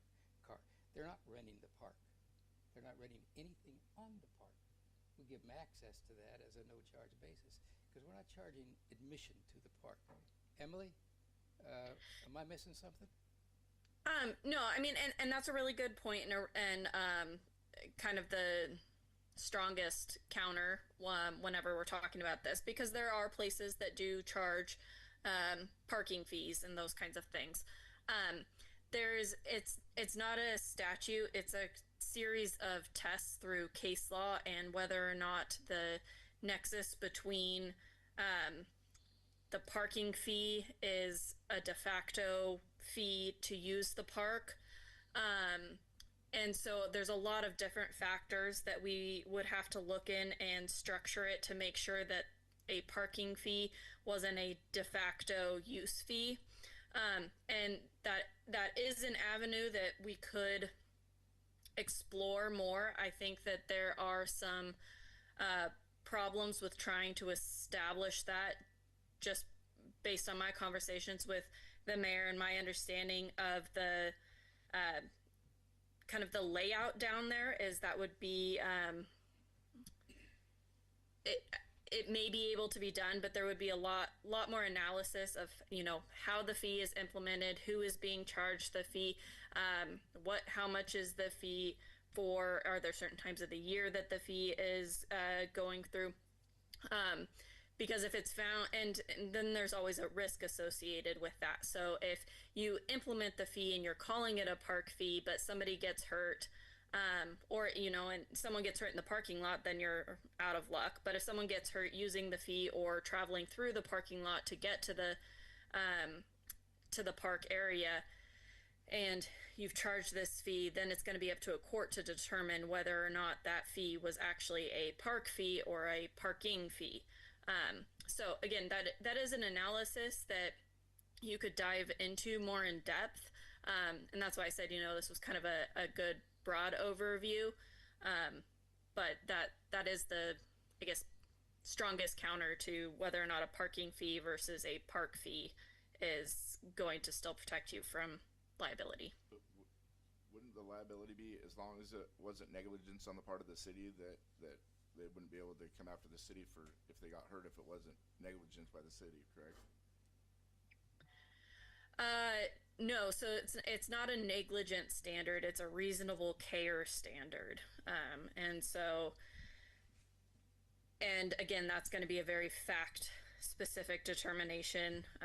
You know, if the parking lot is gravel and you've just recently you know, kind of graveled it, then if you haven't said, you know, new gravel, and it kicks it up and someone gets, you know, hit an eye with a piece of gravel, is that reasonable care because you didn't notify them that it was, you know, recently graveled and they had to walk around the parking lot instead of walking through the parking lot? That's what I mean. Like, a lot of these are really, really fact specific, and it's hard to kind of give you a yes or no. Those are just some of the analyses that we have to do depending on which direction these things go. So it's, yeah, like I said, it's not a negligence standard, it's a reasonable care standard. So I do have someone online, DAF Junior phone. So you are unmuted. DAFJR phone. Can you hear me? Yes, absolutely. Go ahead. Okay, thank you. Hi, this is Meg. I just want to make a point. I don't believe Horseshoe Lake Park is a state park. Therefore, I don't see how you can call it a public park for everybody out of state. And that seems to be the big problem with a lot of people from Oregon or other places coming to our park. And I think that the residents who do pay taxes should be entitled to use that park without being charged a fee. And I would suggest a sticker for their car or whatever. And I think that there's other ways to collect a fee. Portland uses a little, it's called Hello Kitty parking or Kitty Lane or something like that. And it's an automatic thing that you go in and you pay your fee. The point I'm trying to make is I think that many people from Woodland want to go down there and they find out that the parking lot is filled with out-of-towners, not Washington tags, but with Oregon tags. And it's a little disheartening when it's one of the most beautiful places to go for our little town and we can't use it because there's no parking for the residents of Woodland. And I think I think this has to be addressed somehow, and maybe we'll keep out some the people we really don't want come using our park. And another thing is, in the budget, in the last year's budget, I don't remember whether there was a line for maintenance of that park that could be part of where's the money going to come from. That's all I have to say. So, few things here, Megan. I'll let Riley speak. The maintenance that's in there is for set-aside projects and work that needs to be done. Fixing these tree roots, fixing uneven gravel and repaving and fixing some of those things is not in the budget. Those are things that we've said, hey, that's part of the park, that's part of the natural beauty. As well, yes, your Hello Kitty idea, I agree, it's a viable, it's an option. But again, we would still need somebody to go through and determine which license plates are down there and which ones are not. Mm-hmm. And I guess I would look at council, and are we saying we don't want Oregonians there, so we don't want tourism to come to our city? And I just heard, Willie talk to me, well, how do we, so this is again a balancing act. We have businesses down there, so go ahead, Meg, sorry. I said it is a balancing act, but I think that the people that pay taxes in our little town would like to use the park. And I just feel the people paying taxes should be able to use that park. And I'm sure there's a lot of license plates that down there that say Washington that aren't from just Woodland. Oh, 100%, I agree.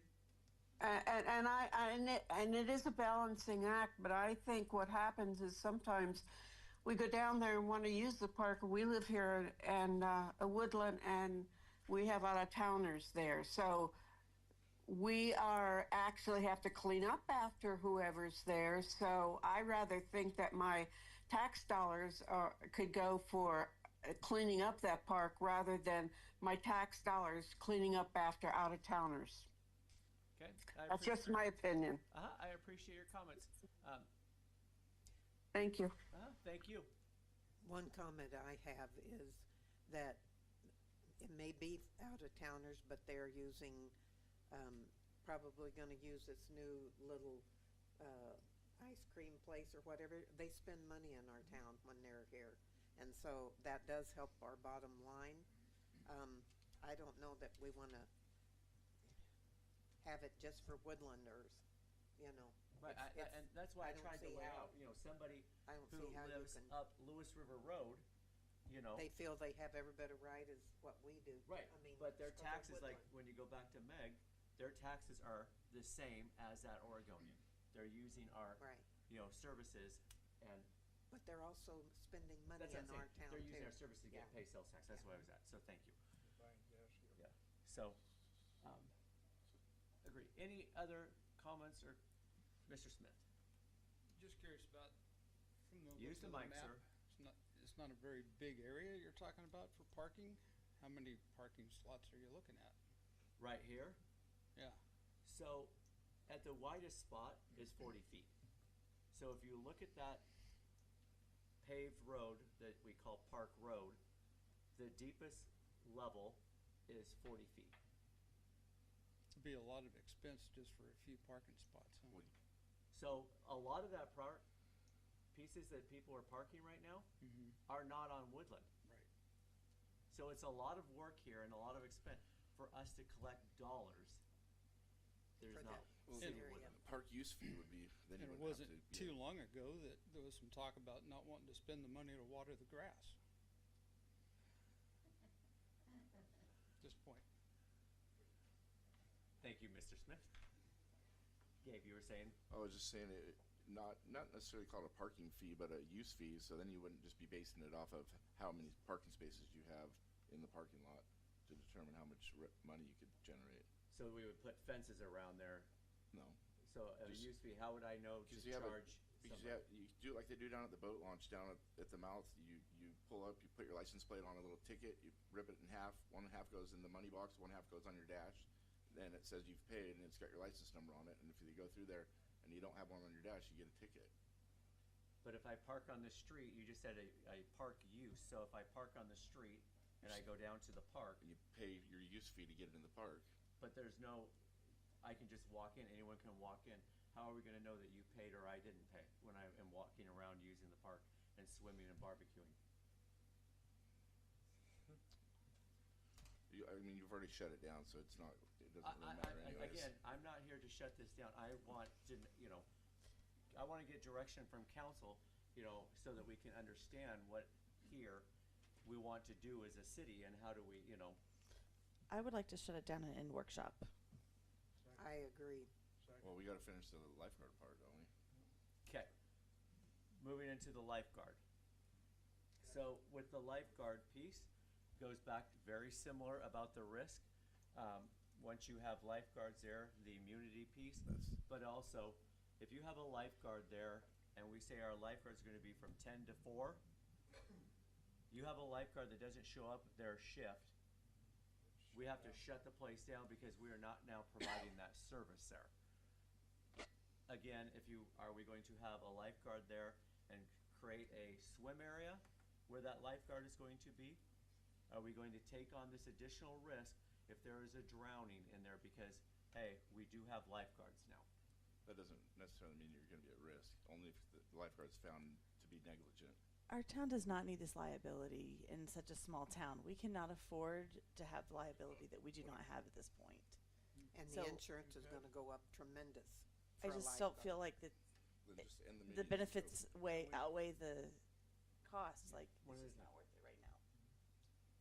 We've already had, 4 drownings? There's been, at Horseshoe, there's been 3 drownings, correct me, Chief, we've talked about this.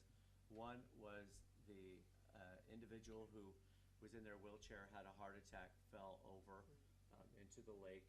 We had an individual off of I-5 in a car wreck that was slammed into the fence and went into the lake.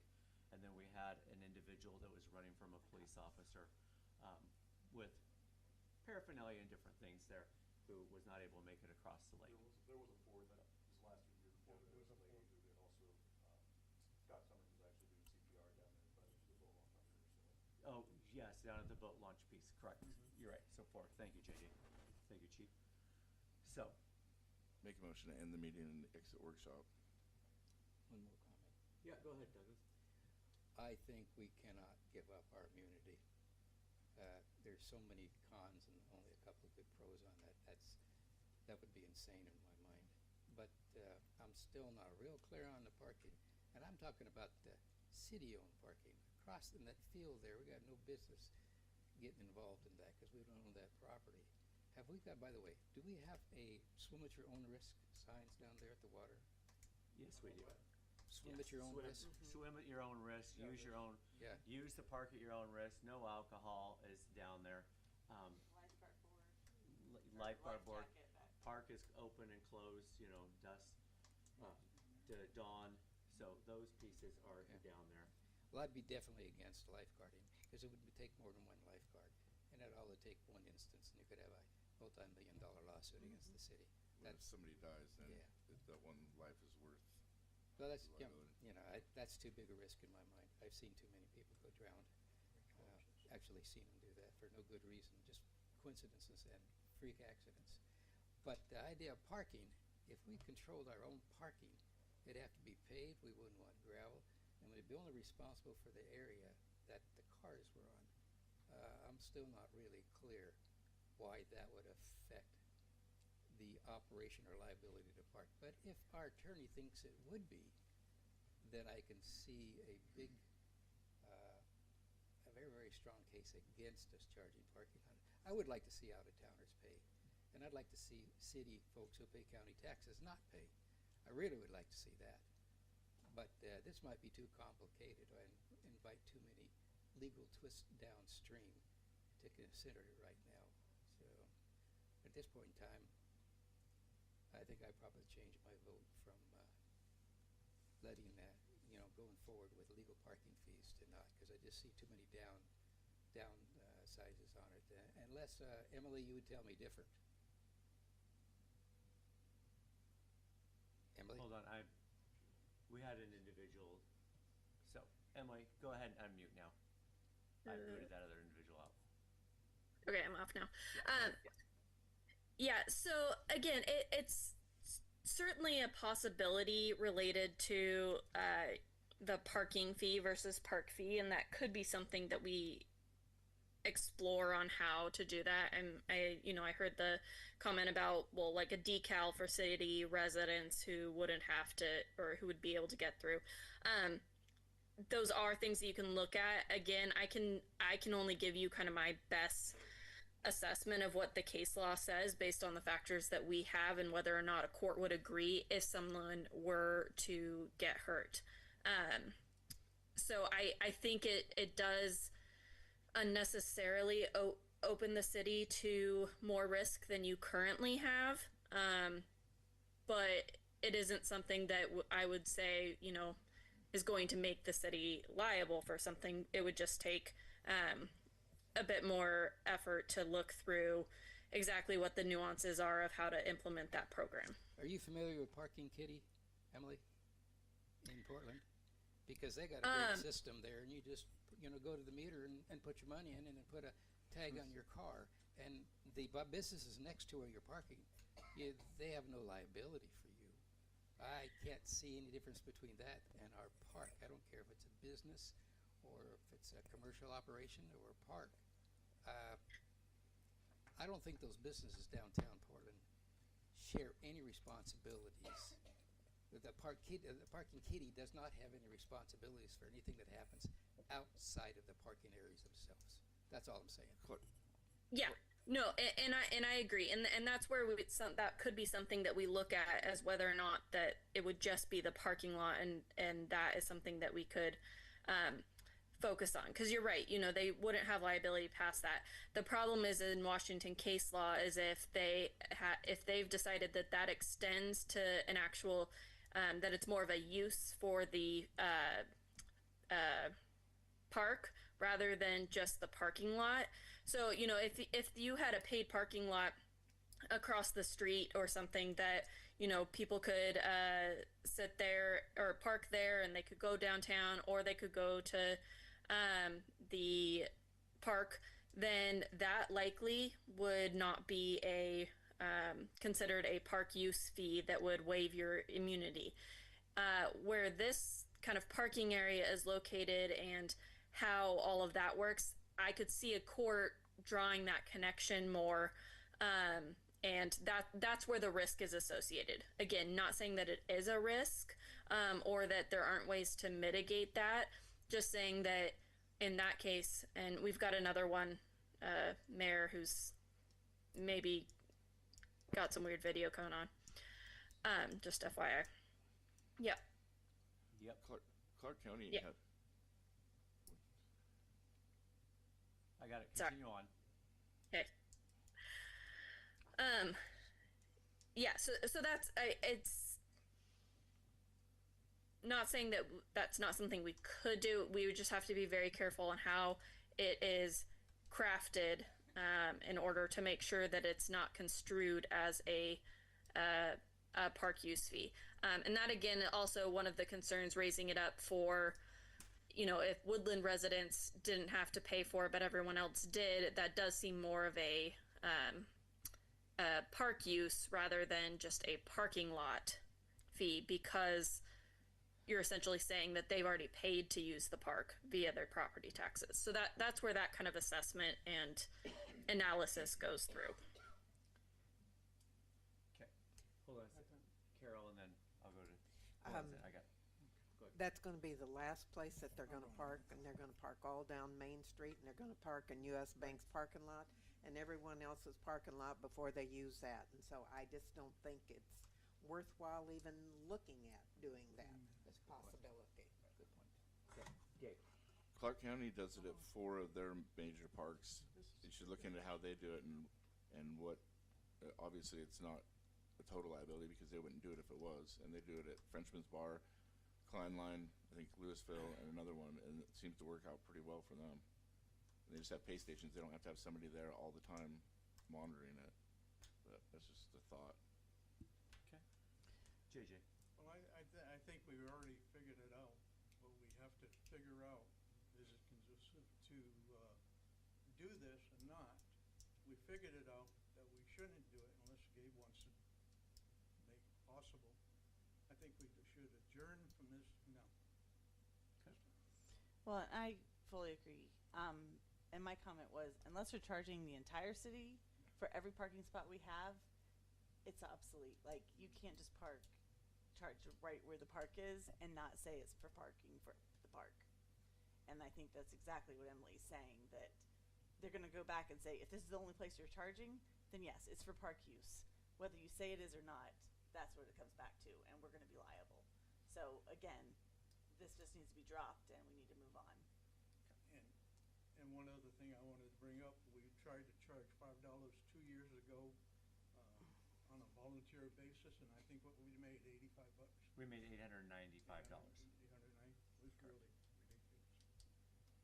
Okay. Any other comments or questions from council or anyone from the community on this? The time is now 9 o'clock. We'll go back into regular Motion session. to adjourn meeting. Second. It is now 9 o'clock. Have a great evening. Night, everybody. Thank you. Good night.